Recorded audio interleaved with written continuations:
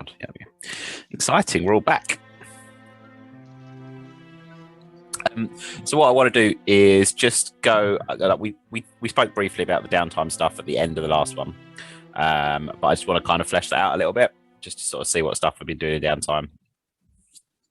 Mark's still an angel, and then just sort of go back over like where we were and where all the characters are and stuff now. So the next game is going to be set about a little after 2 weeks before the last session, basically. Which will take us almost up to Geheimschnacht, which is fine.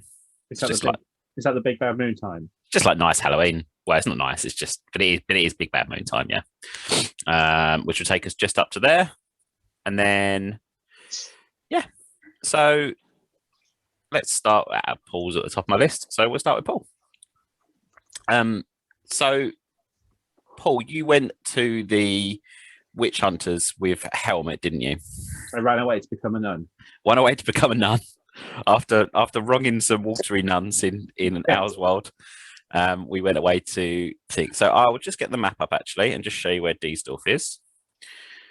If I can find it. Hell, there we go. So I've updated the map a little bit as well and added in some like extra bits. So I'll just show my screen. There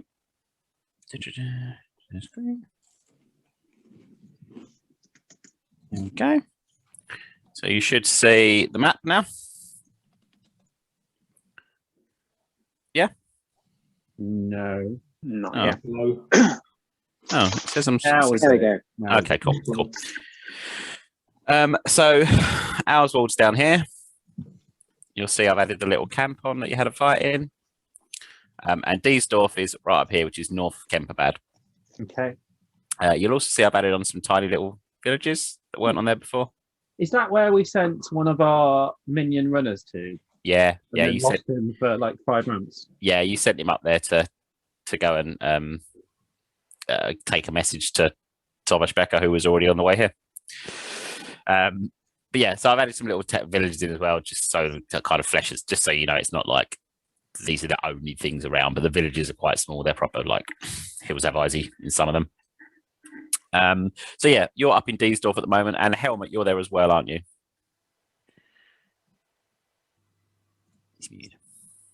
Yes, I am. Yeah, cool. Oh yeah, we're mates there. I remember. Yeah, we got on it towards the end, didn't we? We a little bench together, bonded over killing a shaman. You and he are buddies.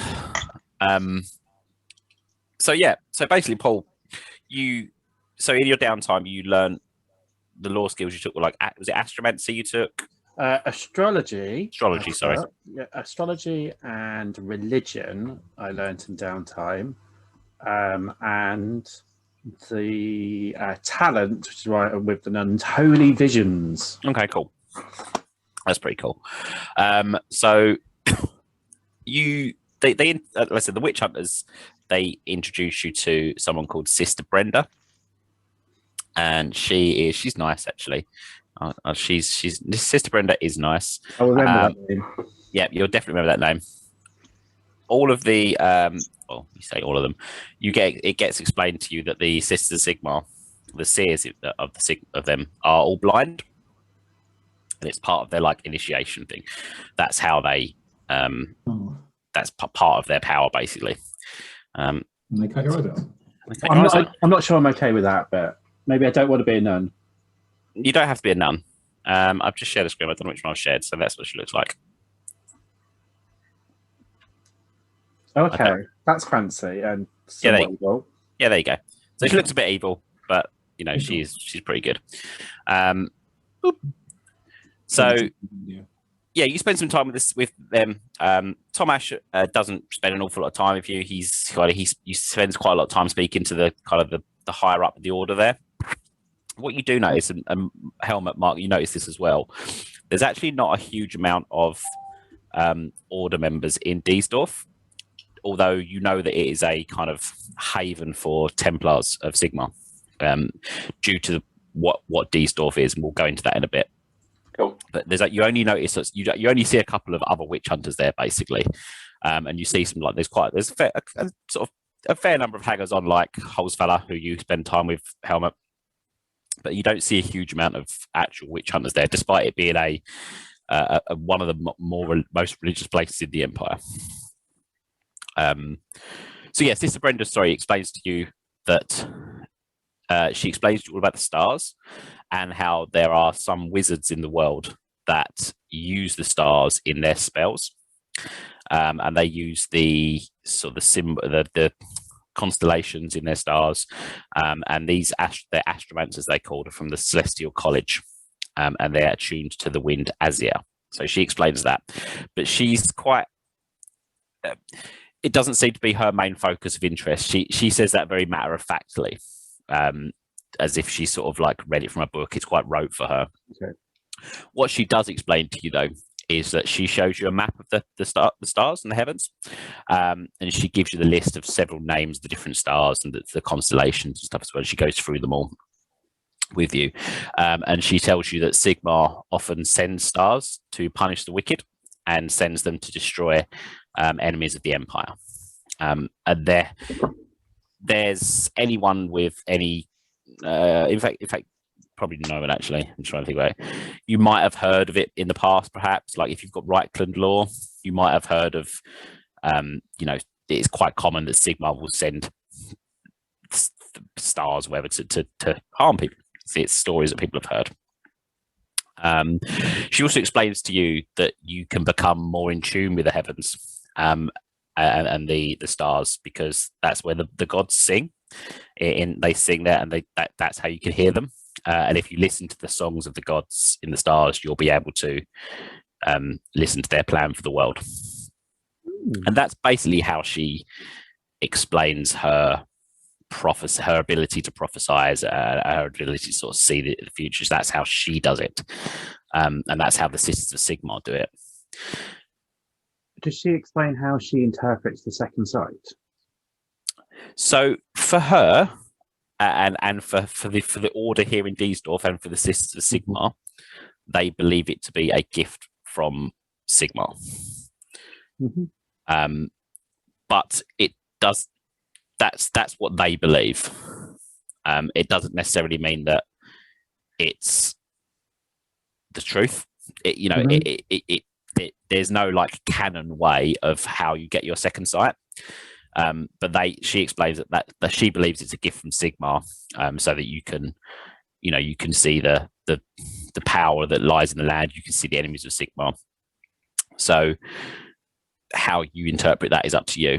You've had quite a lot of like more symbology and stuff before, so you might believe it's from the gods, but not necessarily Sigmar. I don't. Yeah, it's entirely up to you how you interpret. But she is 100% sure that it is a gift from Sigmar, and that's why she can see, ghosts and magic and stuff like that. Okay, I suppose what I'm asking is, how does she differentiate what she's seeing? Does she see it as different stars and signs from Sigmar, rather than like the different winds of magic, and that's someone's reading? Because obviously I'm still learning that as I go along, and I'm just okay. She actually explains to you that she hears it. Oh, that's nice. So although they call it the sight, it'll often be like she can actually hear music where it isn't necessarily there, but she. Is it synesthesia where you so she doesn't use that word obviously because she doesn't know it, but it's she can basically see the sounds, and that those sounds are the gods singing to her. And I'll be like, I smelt stuff and heard stuff. That now makes a lot more sense. So it's a similar way to that. But you spend probably, by the time you've traveled there, you probably got about 10 12 days maybe with her. So you spend some time around Diesdorf, and we'll go into Diesdorf in a bit as well about what it's like there. So, but yeah, is there anything particularly other than that you wanted to do? No, that's fine. It's just that like I can use that as like a character grounding of I have a better understanding of what I do now, which is nice. However, what does happen at some point? Well, I get robbed, and is you get ransacked, and someone takes your belongings. Now, how that happens is up to you. Whether you go on some like fucking mad vision quest thing, or you tap into something you're a bit unsure of and stumble around and lose it somewhere. It is totally up to you what happens. But yeah, unfortunately, your random event was that you were ransacked. What happened to you? I was ransacked. I was ransacked.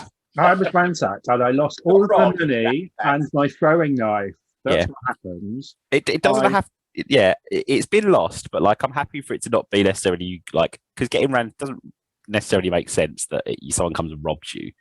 But as long as the outcome is that, and it's something. I think I got away from the sisters a little bit, had some drinks, met an attractive person, lost some shit during that. Yep, fine. Yeah. Someone just someone. My little shit that's on the floor with the rest of my clothes. Yep. And he's like, oh, I lost all my money and everything. And then, yeah, that's absolutely fine. But yeah, it means that you start the next game with some less money. But you start off with fucking. You don't start with anything. You don't start with anything. Basically, stole a knife and some copper. Yeah. Yeah. Okay. Right. So that's Paul's bit there. Ads, Bert. So you. Oh, sorry. Namai, you stayed in your career, didn't you? You stayed in the seer career or the mystic career and just leveled up, didn't you? Yes, I just stayed in the mystic career. Yeah. Cool. Bert, I've got here that you went on to become a pit fighter, and with the Low Havens, we discussed it, but we never really confirmed it. So, is that the kind of thing you want to stay doing? Yeah. So I'm going to change the career to that. Yep. I don't think he's gone full on straight to tops off like skulls and flaming vehicles just yet. I think he's. So I put a picture in there just. Yeah, less soldiery, but still quite soldiery. Still got his kit. It's more he started hanging around with them, doing a couple of odd jobs. He's been in a few, like maybe there's a betting ring on the odd fight here and there, like boxing and stuff like that. And he's kind of been a bit involved in that. He would have also actually spent a hell of a lot of time with the healer from the mercenaries, because he wanted to pick up some of that, like just basic knowledge of how to do that. So I think he spent a lot of time trying to ingrain himself. He still wants to be famous and sort of well thought of. So he's trying to like make himself useful and well known and things like that. But maybe started to hang around with the Low Havens a little bit because he thinks he can get running on that way. When you say that you spent some time with the healer in the mercenaries, do you mean the older guy, the Vogel, or do you mean the younger one who was training with him? Is it Tilia? Tilia, yeah. To pick up the very basics of healing, essentially. Yeah, he's happy to teach you that. Like you've helped out the mercenaries. Like they effectively owe you their life in many ways. So yeah, he's absolutely happy to spend some time with you there. So Cocker Haven, who you had dealings with before, various dealings with, you know, he thinks he can make a few brass off you, and he makes that very clear. He's like, you know, he says, you know, you're right, lad, I know I can make some coin off you, and he's very happy to like use this massive brick wielding thug to kind of make. So but yeah, you know, they run some fights in the compound that, you know, you end up winning basically and making a few coin there. He doesn't ask you to throw any fights or anything. It all seems to be fair from what you can tell. Your limited experience, the fights seem to be genuine, and the people you fight seem to be quite tough, but you do beat them. What he gets word that Helmet and Nemire have gone to Diesdorf, though. Like that how he came about that, he mentions it to you though, and he tells you that he's got a bit of a job for you over that side of the river, and he explains there's 2 human crime families in Diesdorf. He says they're very low time. You know, they're a low time fighter, but I want to know what they've got going on there, lad. You see, and I've had word they've been smuggling things into Kemperbad, and I want to know exactly what that is. You hear? I get you. And it'd be good if we could maybe acquire some of their resources into the Low Haven Collaborative Enterprise. He sort of does his little. It'd be good if we could take some of it into what. But you go and find that out for me, lad, and we'll look at setting you up some more fights, shall we? Yeah, too right. I'll take a trot over that way. He's getting quite friendly. Like he's quite. he's still quite business-like. He's always been quite friendly, quite business-like, but you do get the feeling that he has warmed to you. Like it's not just like he doesn't feel like he's using you. Like he is obviously because he's like a crime boss, but it feels a lot warmer than it was before. It's not as like he doesn't hurry you out of the office and stuff like when you've finished talking and stuff. He's happy for you to like just have a cup of tea before you go and stuff. Like he's hand lingers on mine for a bit too long when he passes me the silver. And... his little tiny chubby hand. Dodgy hands. Just sits a little bit too long and he looks up. Little fat fingers. A little bit of eye contact. He wipes a little bit of chicken, little bit of pie crust away from his cheek. You don't have to go now. he's friendly with him. But yeah, that's the kind of. So you spent some time, and you're going to be making your way to Diesdorf. Rolled. We didn't really go into what you. We sort of didn't expand too much on what you were doing. So let's build up a little bit on that now.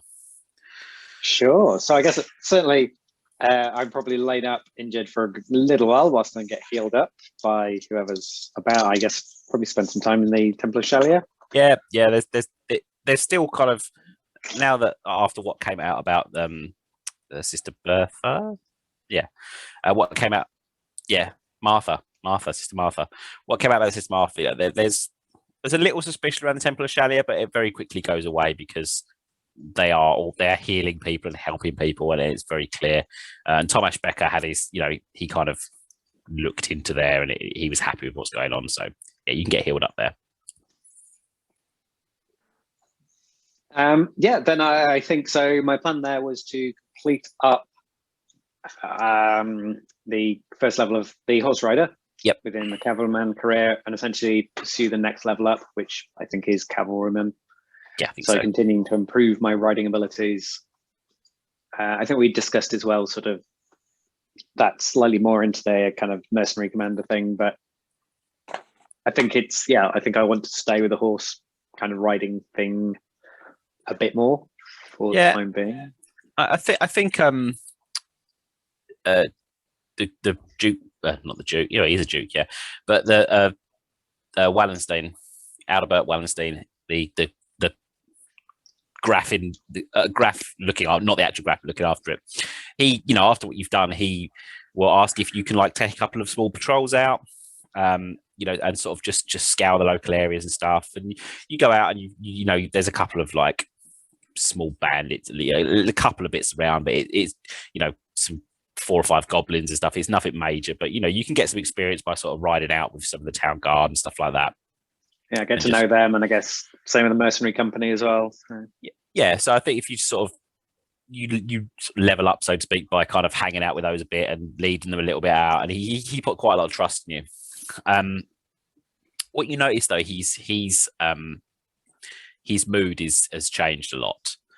After Ingrid was killed in the fight, his mood is very dark. He doesn't have much. He didn't have much time anyway for people, but he really doesn't have a lot of time for anyone. It's very rare that he's seen it outside of the manor, and he tells you that he's sent a letter to Nolan to demand that the Graf comes back and takes over his job because he's tired of doing it now, and he has things to do elsewhere. He's in a very bad mood, and he's in a very dark place now. But he's still very professional. He's still very like he's very businesslike. He still seems very looking after the town as it is still his primary concern, but he's made it very clear that it's not his job, and he's sent for his nephew to actually come back and do it because he's had enough of it.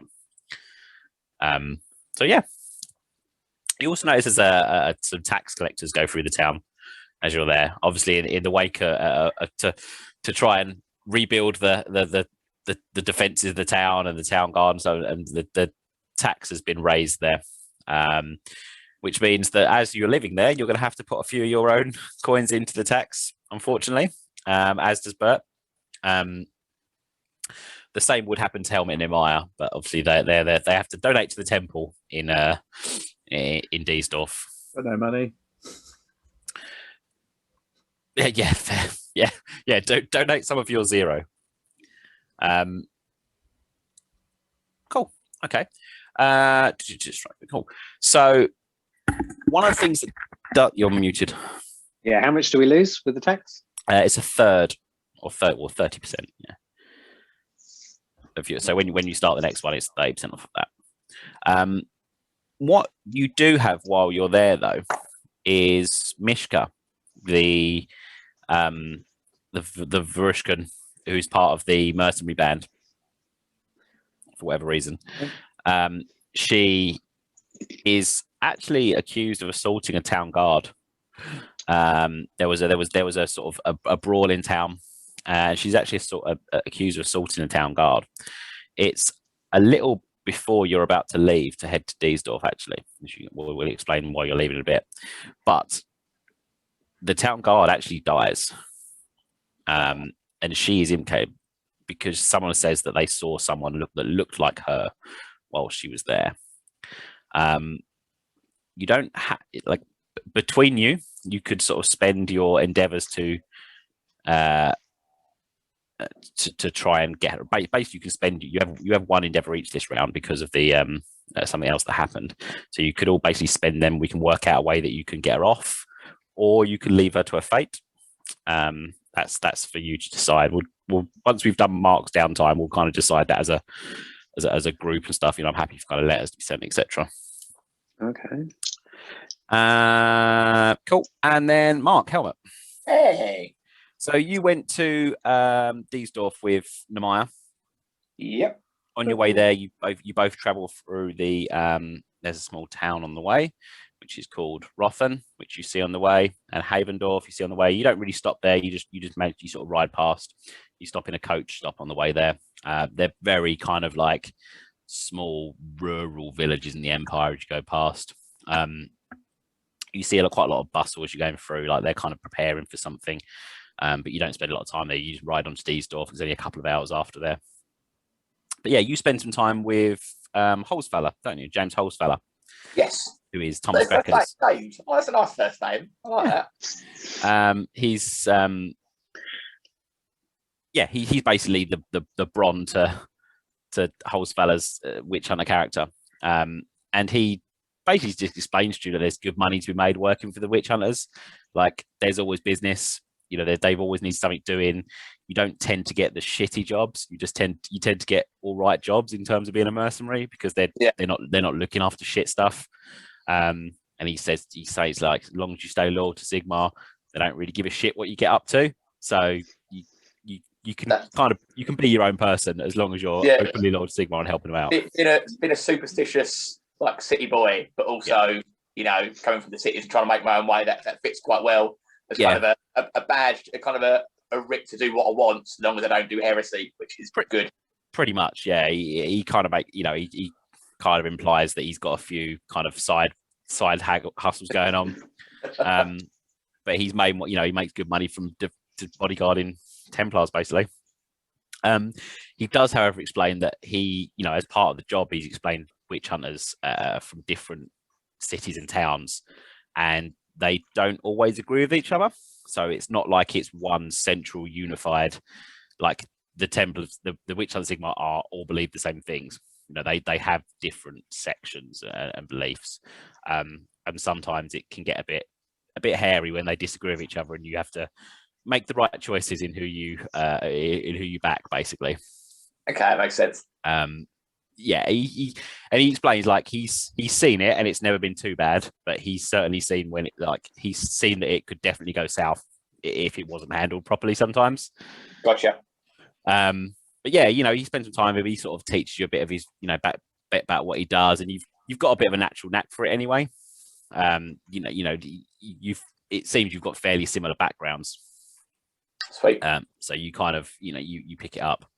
And you moved over to the protagonist class. I'm going for the lowest level for Braggart, because there's some really nice talents in there that I don't want to miss. Yeah, cool. It does actually mean I go down a social class as well, though. Yeah, that does. Yeah, hanging out with me. Yeah, so I've given up the thief taking, and now I'm like a sword for hire. So less respect. So that means when we do stuff like and I always forget to do this, but we need to sort of try and remember it. If you're dealing with someone of a higher social class than you, your like social interactions are 10 harder. And the other way around, not all of the interactions, but the other way around is like 10, because there is a very strict class system in the Empire, and you know, people just sort of naturally fall into it. So yeah, that's it. Like I said, Diesdorf is it's a very religious city. There's a lot more temple for a fairly small kind of, well, a fairly large town. There's a lot more shrines to Sigmar than you would expect. There's a lot more here, and anyone that has Reichland lore knows that this was where Magnus the Pious gave one of the most famous speeches in the Empire, and then went on to destroy Chaos. Basically, one of the most successful wars against Chaos ever was led by Magnus the Pious. Everyone roll their lore, actually. Roll again. I've probably not heard about that. I have failed by 2 degrees. Yeah, you know it was here, but you don't know much more about it. I failed by 4 degrees. Yeah, fine. Failed. Right.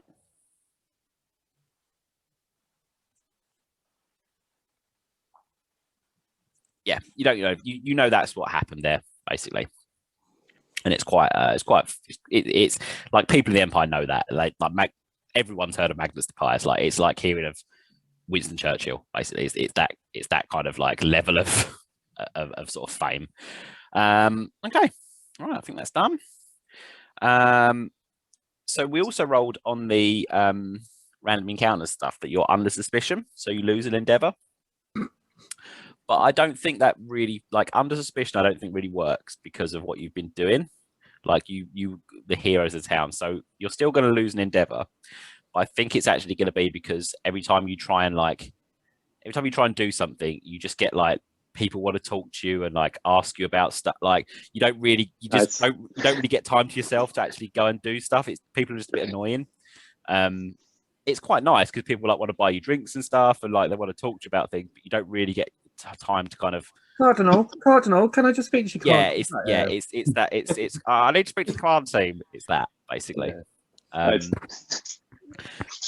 So you're not under suspicion. That doesn't really make sense. But as a group, you do need to decide whether you want to use your endeavors to do stuff for yourselves. You have 1 each, or if you want to spend them collectively and somehow find out that, or somehow get Mishka off of this town assault. I like Mishka and her axes. That again, Paul, you broke a little bit there. I said I like Mishka and her axes. Yeah, I'd be a bit gutted if she just sort of like, fought for the town and then got hanged. Yeah, I mean that is the crime. That is the punishment is definitely going to be hanged. So yeah, I'm a vote for getting her out. I vote save Mishka, save the world. Oh yeah, she can regenerate really quickly as well. That's 2 or 4. Yeah, I think Bert's a bit ambivalent. Like, I think Bert feels like I don't really know what we can do, but I'm happy to help. I think it's up to you how you do it. So I mean, you've got some reputation. Prison break. It's totally up to you how you do it. You do have some sway as I mean, it's mainly going to be Bert and Rolled because you're in the town. I don't think I'm particularly happy with this. I mean, we could go and question the accuser. We could just ask her if she did it and then decide. Like, we could just do that. What happened, Mishka? She explains very clearly that it wasn't her. And she's adamant that it wasn't her. And she says it didn't care what people saw. Like, she wasn't there. And anyone speaking to her gets the impression that she wasn't there. Ooh, that's a tough one. I mean, it comes down to how do you want your first bit of like mercenary command to go down. You just leave someone to be hung. Nobody's going to come and work for you. Bastard, Paul. You bastard. You are welcome.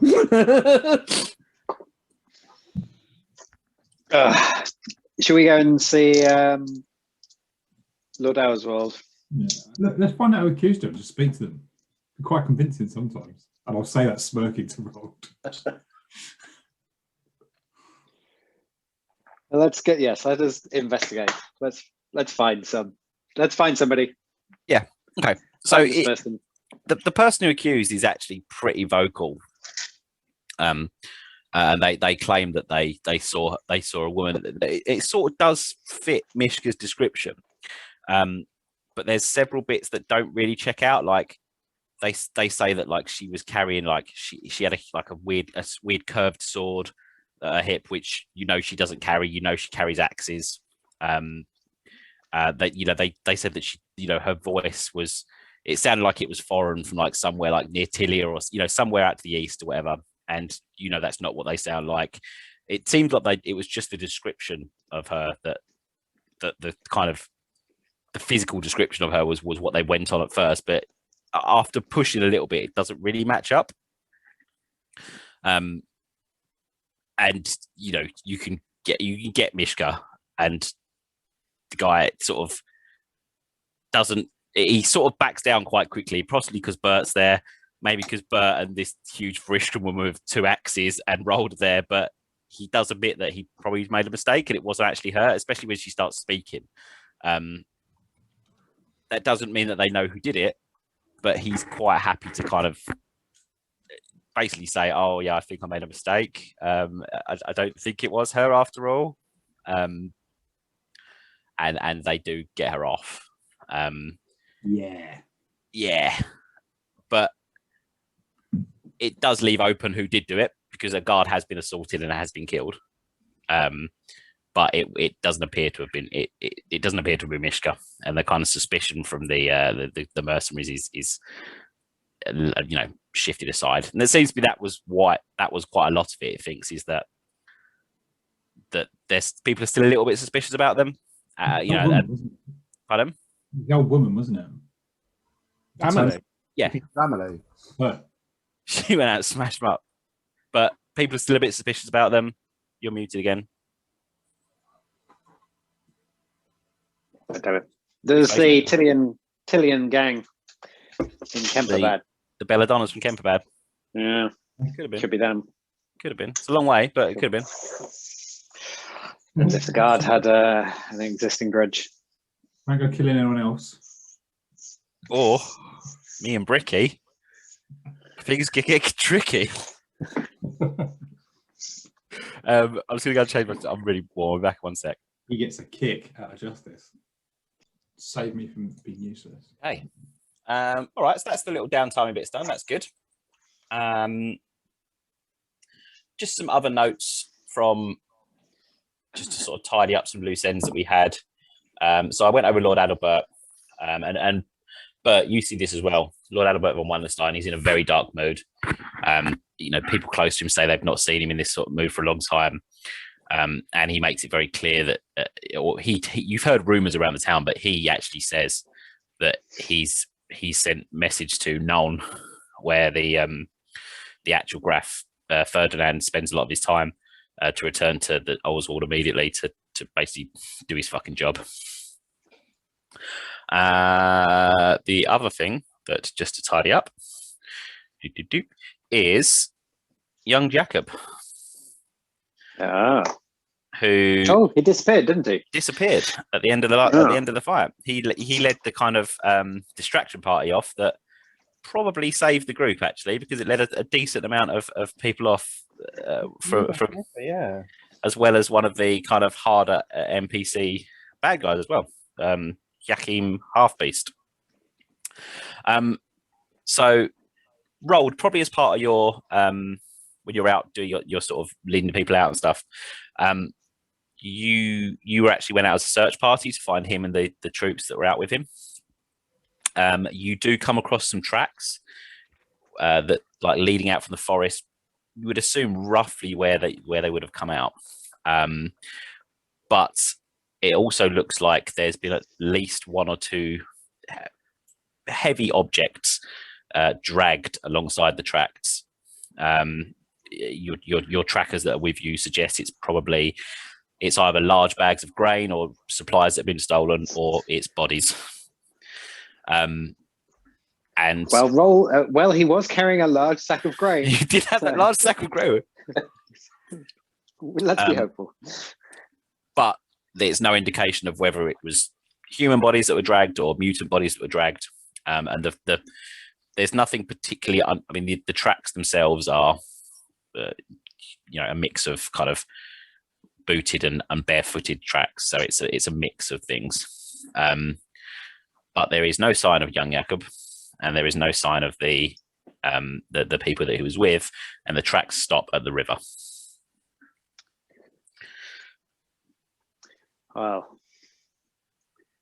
if they made it through, they'll have likely headed into town, same way as we did. So we know there's been no sign of them for several days. If they made it across, goodness knows where they would be. Yeah, unless it was chased upriver. Oh yeah, there are towns upriver. There's small villages and stuff. But as it stands, there is no sign of young Jakob. Well, it's a great shame. And could well have had a good service ahead of him to Sigmar, but he was a keen young man. Young lad, perhaps a little too keen. Oh yeah, his surname was Jakob Archaon, by the way. Just I don't know if that will become relevant later on, but just that was his surname. For Paul, who's not aware, Archaon is the biggest chaos bad guy in the entire game. That wasn't his surname. Then also not knowing it was actually going to be some actual really high noble line, because we know they have a secret noble past and we're now in trouble. Like the house is dead. Yeah, Archaon's background is actually pretty cool, but no, actually his background's really cool. It's not. So the reason that Roald and Bert end up going to Diesdorf is that you receive a letter from Thomas Becker asking you to, he says, Herr Vacklen, Herr Wagenstein, your actions in aiding the faithless Sigmar has not gone unnoticed by the superiors, and I request your presence in Diesdorf at your soonest convenience. Travel safely and may Sigmar guide you. It's a short message. Let's get the old calendar up, and I'll show you where you are. Boop, boop, boop, boop. Helmer and Nehemiah, you're already there. Do you want to have been doing anything particular in the times you're there, other than kind of like the downtime stuff that you've done? Not massive, I don't think. No. Yeah. Cool. So I'm just going to get my old calendar up. Change my current day. So, oh no. I mean, coincidentally, if you was to leave like today, you will arrive a little bit before the night of Gehemishnacht, which is good, isn't it? Sounds perfect. It's all. I mean, you could wait if you want to and arrive late, but you don't want to upset the witch hunter. You can actually wait if you want to, but it'll make the next bit a bit boring. I'll be honest. Keep the party separated as long as possible. Yeah, that'd be great. Ruin the whole game. So. It won't ruin the whole game. Okay, so you make your way there. Let me get the little map up. We can travel by map because it's the fastest way. Share screen. Share this screen. Okay, it's a bit delayed, so let me know when you can see it.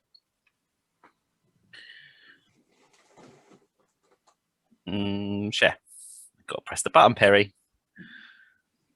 There we go. Yep, so. Okay, so you come out of Owl's World. What music's playing? I think it's music from Cannon Fodder. I don't know how that goes. Okay. You have to hum it. Anyway, you travel up here. You know, you go past the little burnt out. What was the little burnt out coach stop? It's actually looking like it's been rebuilt.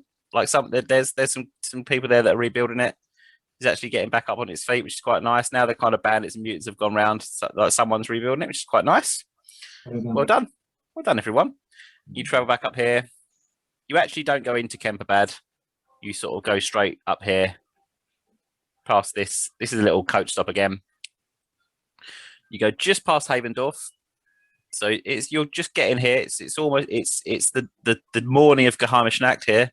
You can see as you go past Havendorf, people are preparing for there's a lot of hustle and bustle. There's people putting scarecrows out, and you can see like children running around and doing something in the fields. It's quite nice, but you don't stop. You head into Diesdorf. Hooray! We've arrived.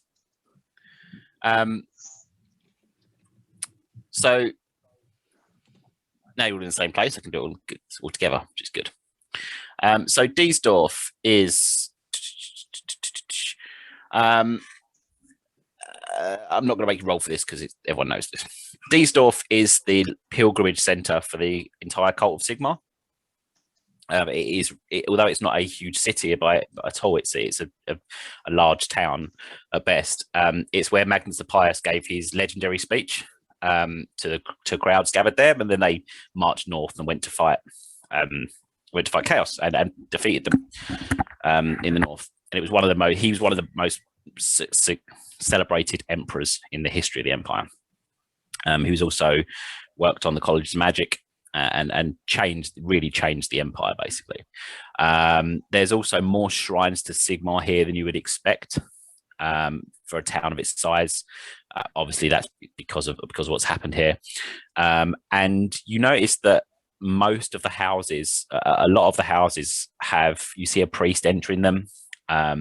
Or a member of the clergy, whether it's like a low-ranking priest or a kind of like I'm can't think of a term, but like some people who work in the church. Basically, almost every single house has someone living there who works in a church in some way. So everyone here is a very religious place. You also, and this was entirely coincidental in terms of what I wrote originally in terms of the years.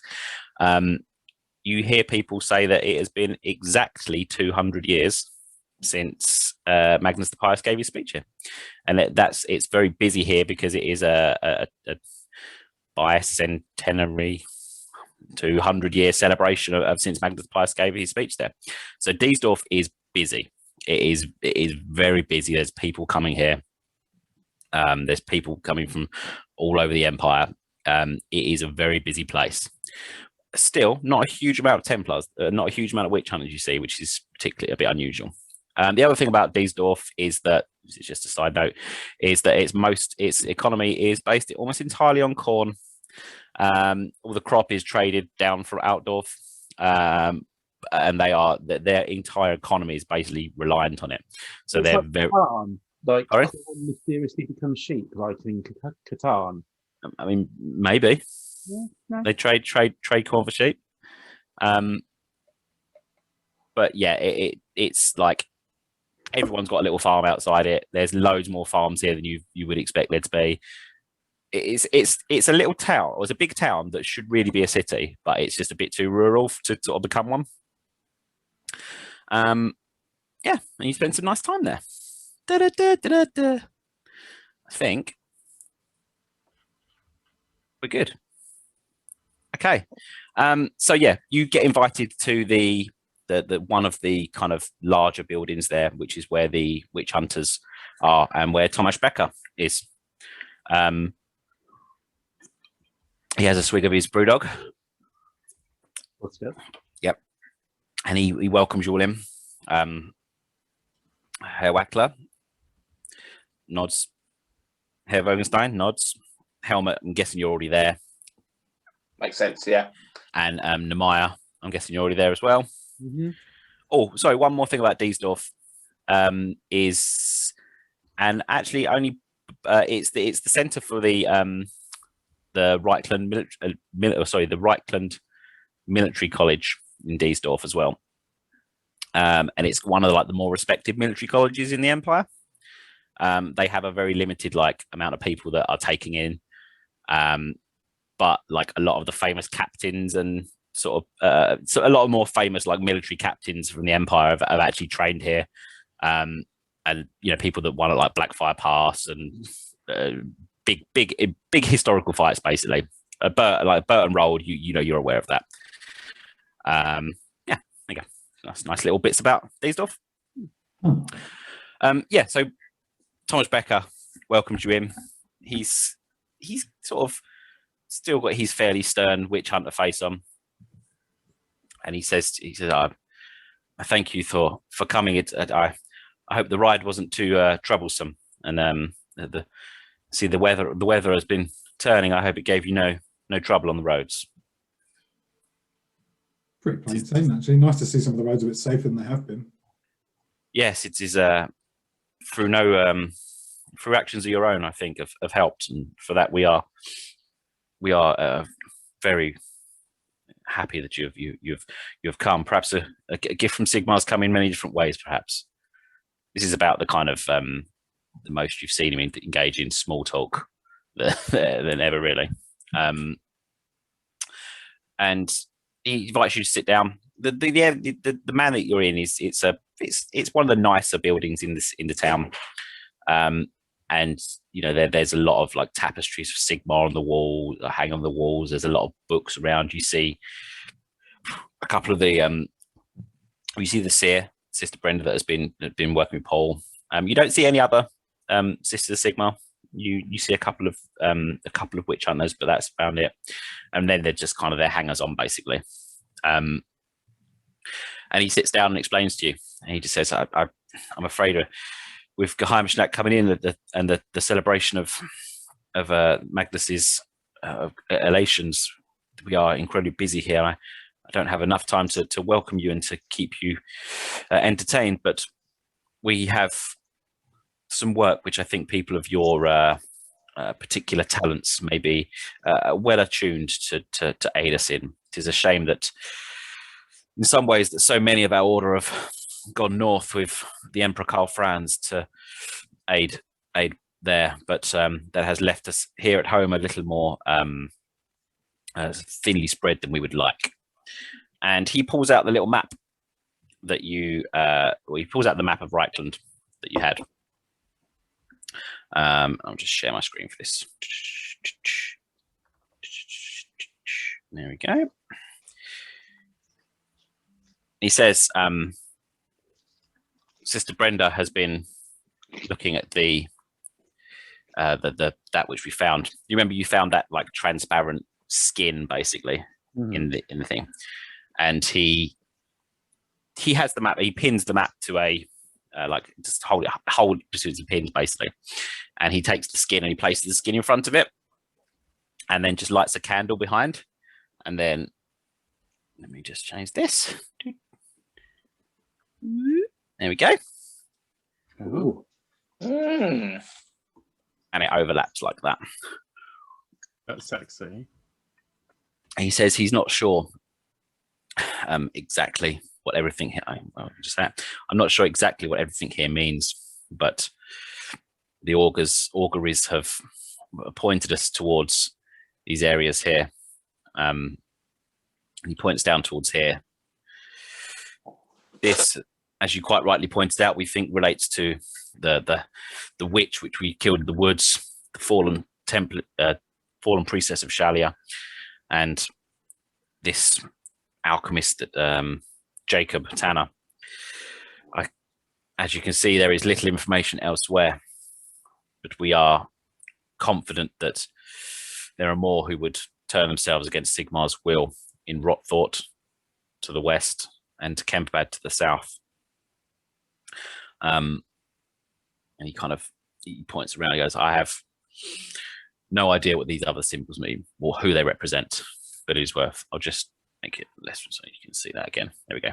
So that's two little. Look like a fish hook or something like that. Is that town known for fishing in particular?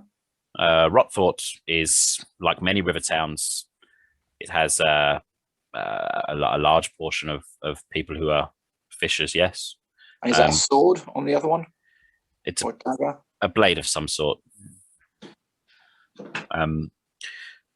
Holzfäller and I will travel to Rockthorpe, we have a contact there already, who we will be going to speak with. And I think, due to your history, I would like if yourselves could go to Kemperbad and perhaps find out what you can. It is where we started, isn't it? Kemperbad is where you started, yeah. So you've already been there. You've already, you have some contacts there.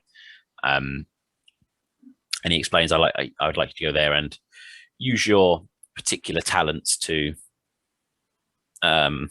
uncover that which you can. I'm afraid we don't have an awful lot to go on, as it appears perhaps they did not even know each other from what we have here, but we do not have the resources to spare, and you will be rewarded.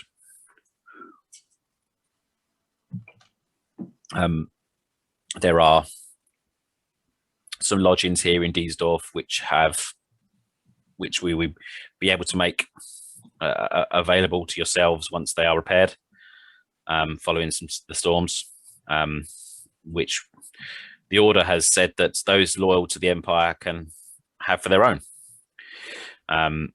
which we would be happy to give as payment to people such as yourselves. Alas, they are unfinished from the building. The building works are unfinished, so you will not be able to stay here yet. But the Order is happy to gift them to you. Basically, your payment is going to be an actual house in a town. Yeah. In Diesdorf, which is the kind of religious center of the Empire. And he says, "So, gentlemen, what are your thoughts?" Do you wish to ride to Kemperbad and investigate there? What if we encounter such a thing that it requires the Order or others to be brought in?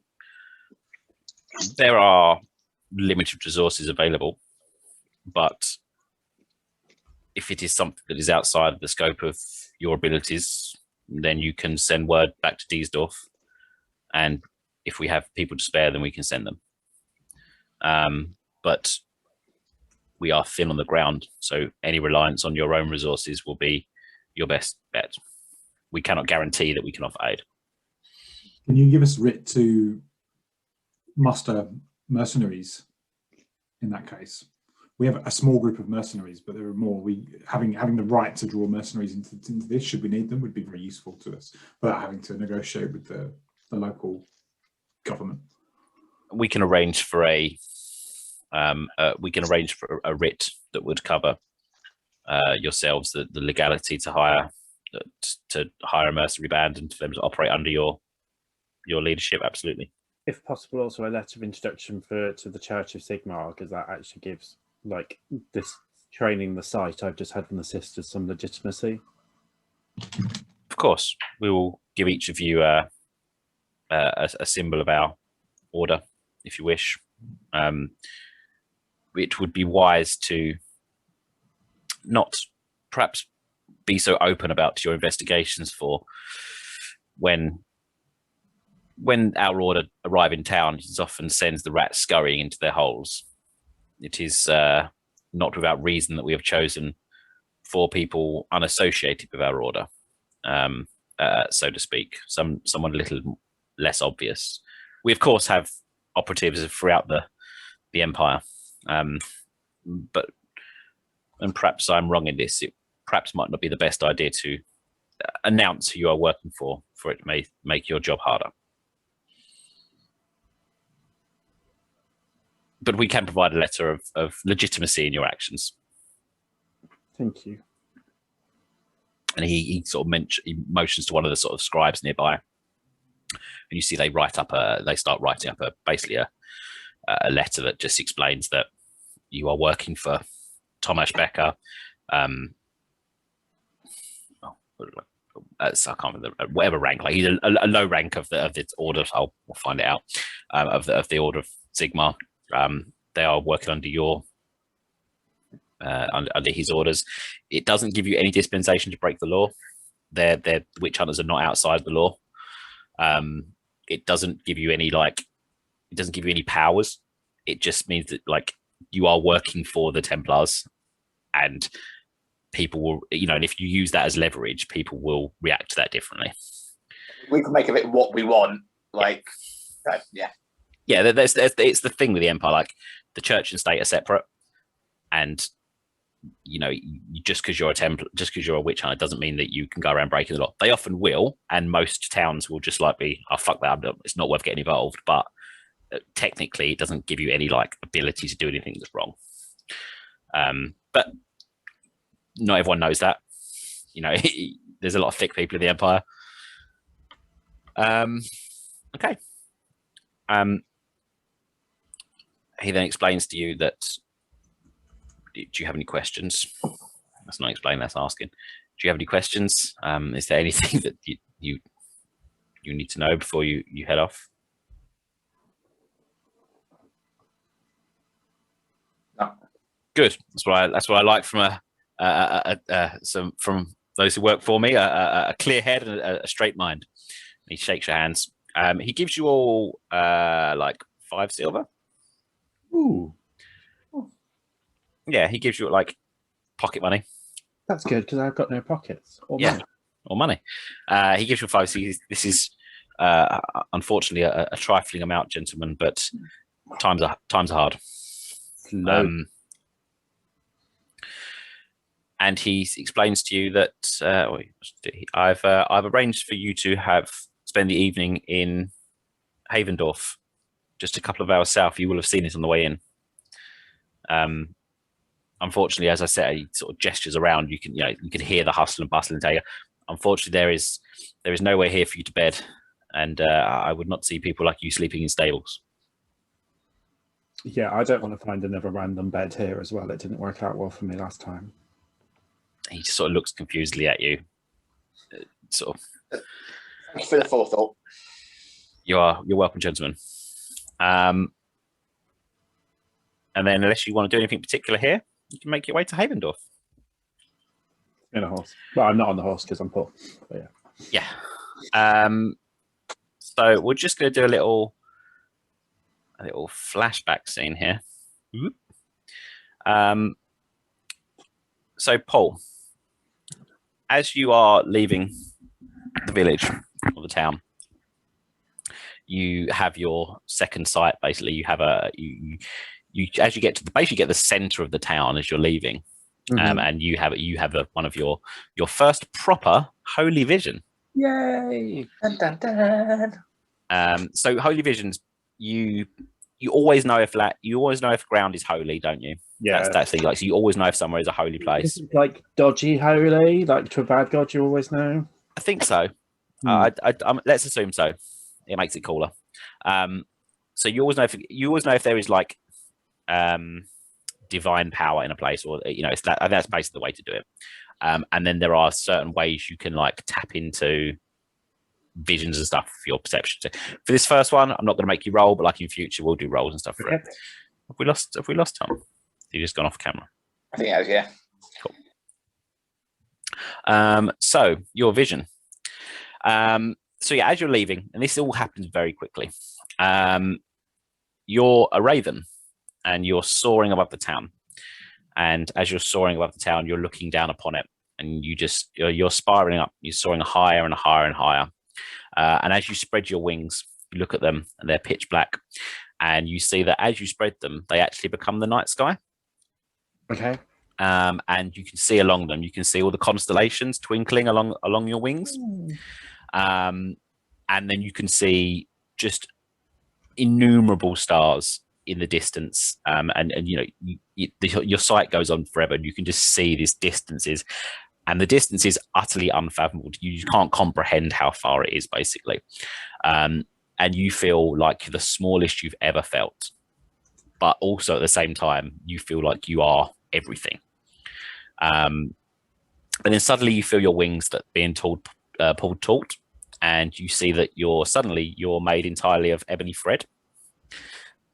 You're glistening thread, basically, and the thread just sucks in all light. The only thing you can see is the stars just very faintly twinkling in the same places. And as you look around, you can make out beings of pure light. They're vaguely humanoid beings, but they change, and they how they are changes. But they look like they're made of pure light. They have no solid form, and you struggle to look upon them. And in fact, as you do, it nearly blinds you if you look at them for too long. So you cannot look at them. The only thing you can focus on when you try is their overly large black void-like eyes that just draw you in. And they take up what is a good majority of what would be their head, preferably. And as you do look at them, you feel an entirely alien intelligence just staring back at you. You can't comprehend it at all. But you don't feel afraid, however. And you don't feel like they want to harm you. In fact, it's almost as if they don't notice you, and you are completely absolutely beneath their consideration. But they start to spin you into a tapestry. As they do, the tapestry becomes the night sky, but it's different, and all the constellations have moved. Some of them very slightly, some of them quite a lot. But once they finally finish the tapestry and it's all in one place, these stars start to rain down onto the earth below. And as you look at the earth below, you can just comprehend it. You don't have eyes anymore. You just are the stars. You see 8 glowing flames, and as the lights drip onto them, the flames extinguish, or they fade, and some of them actually completely extinguish. And then you're a raven again, and you're spinning down towards the earth, and there are chains of light that are wrapped around you that are weighing you down. You can't fly up. And you see a flaming pillar growing closer and closer, almost exactly where you started your flight. And no matter how hard you try, you can't change your course, and you crash directly into the pillar. But as you do, it melts away into ice, like ice melting, and seeps into the earth. And then when you come, and then you see that you're in the exact same place as where you were in the real world. And then you see you look around, the town looks shadowy and misty, and then you blink your eyes, and you're exactly back where you were, and you're back in real world. I just about managed to type that all out as we were going. I can just send it to you if you want. Too late now, but thank you. Okay. Because also it's kind of like my feelings a bit rather than just the text as I've written it out. Yeah. I think you have to be a hardcore Warhammer nerd to know what that is. Yeah, I mean, it means very little for me, except you explain that falling stars. Yeah, can you send it to me just so I can, our character, just have a little turn out? Yeah. Yeah, so that is your that's your vision that you get. So that's just for you, and then we'll do something for everyone. I'm just going to send this thing to Mark. So before we start on our adventure, I just want to do one last little bit of like world building stuff. I'm just going to put it in the chat. We've not done our endeavors. We're going to do that. That was, you spent that on. Oh right. Oh yeah. You normally get one for each week of downtime, but because you rolled the under suspicion thing, you lose one each. So you didn't have as many to spend on the thingy. Okay, so this is, you don't see this as a vision, but this is like an off-screen sort of flashback thing, basically, and it's just about the sort of the town where we are. We'll find my little notes. I've just closed them down, which is really helpful. Where am I gone? Yeah, so it's actually a flashback to like this area a long time ago, centuries ago, in fact, and you see a huge feathered and scaled demon that is bellowing at its followers, and there's a list. There's several mortal followers. There's beastmen. This creature it looks like a combination between like a bird and a fish, with huge like scaled wings. It's a a really unusual creature, and it's fighting, and there is a battle here between Imperials and what is very obviously a Chaos Demon, and leading the fight against this Chaos Demon is Magnus the Pious, and he is at the center of the field, and he is smashing down demons with his hammer, and he is leading a charge of knights around him. But the Empire are losing this fight. They are very clearly losing the fight. But then something changes, and it's not sudden, but there's an energy in the area that changes. One of the champions of chaos is going to be described by Mark. Yeah.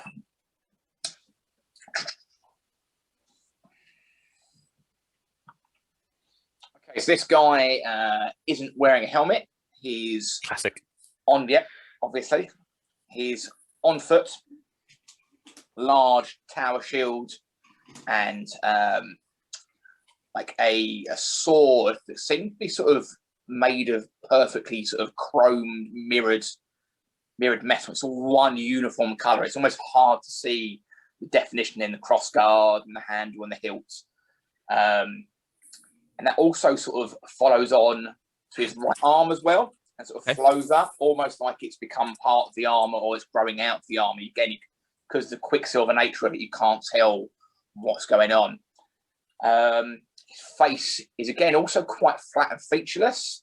So there's almost an idea of a nose and a cheeks, and sort of the lips are very sort of pale. And where you'd normally see hair, so his eyebrows, he doesn't have any facial hair, but his eyebrows and his hair, it's like porcupine quills instead. Nice.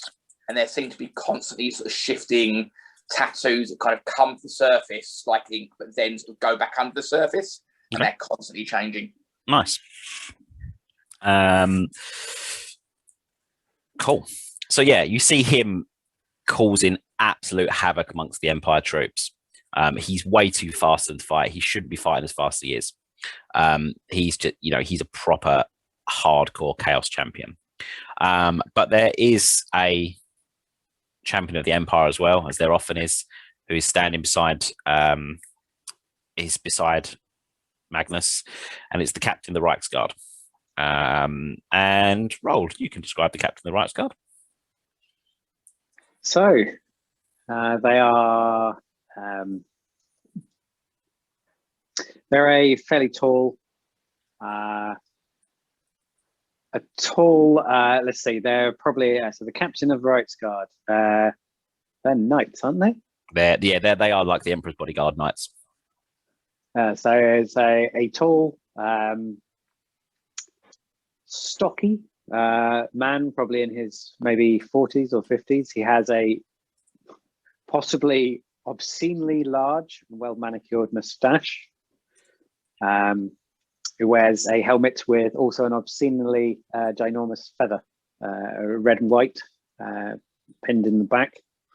So a kind of knight's helmet with a giant feather. Standing there with an incredibly flamboyant blade rested across his shoulder. Dressed in perhaps the finest sort of heraldry of the Reichsguard. Even just, his very basic items have been very obviously had wealth poured into them, fine craftsmanship and kind of lavish decorations as well.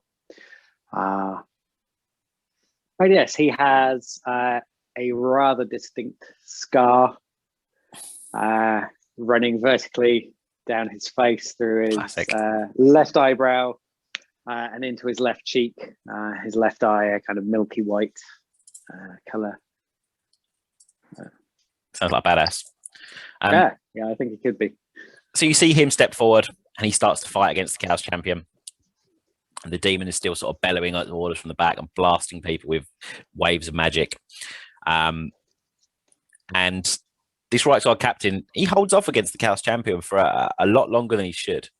And until this thing just blinks, as if it blinks out of existence, and just appears next to him and completely removes his head, which demoralizes the troops entirely to see their what is the greatest, probably the best fighter they have, just cut down as if he's a child, basically.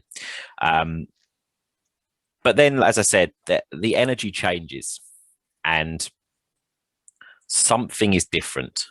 The night sky appears to be a lot brighter, and it almost looks like it's becoming day. And as it does, the stars in the sky seem to move very slightly. It's barely noticeable, but they seem to have moved. And you see the demon recoil and twitch as if it's blinking out of existence, basically. Magnus doesn't take, he sees this as an opportunity, runs forward, and as the Reichsguard push through the hordes of mortal followers, smashes this thing in the chest as it's sort of flickering and having trouble existing, and it shatters as if he's just smashed glass. And these fragments, hundreds of fragments of just, they look like glass, basically, just explode out across just everywhere. And they just spread, and you just see them flying out as if a fucking nail bomb of glass had gone off, basically. You see Imperial soldiers like raising their shields and hiding behind. Magnus is untouched, incredibly. But several people are impaled by like shards of this glass that kind of seem to melt away once they've gone. And they just hear like a cackle and a scream as this thing is destroyed. Any of its demonic followers are immediately just dissipate into dust, basically, and disappear. And the mortal followers very quickly turn and flee, including this liquid metal arm guy, who hasn't got a name yet, but we'll get him one. And then Magnus plants a flag exactly where they're fighting, and the troops cheer. And it's a victory for the Empire against some sort of incredibly powerful demon. But it turned for some reason. Bing! Back into real life. Oh my god. You didn't have that as a vision, by the way. That was just some background stuff here.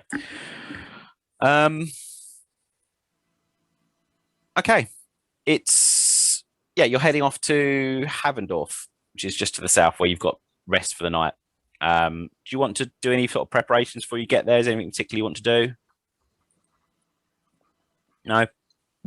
I was just have a sort of general chit chat, a bit of a catch up, see what these two have been doing.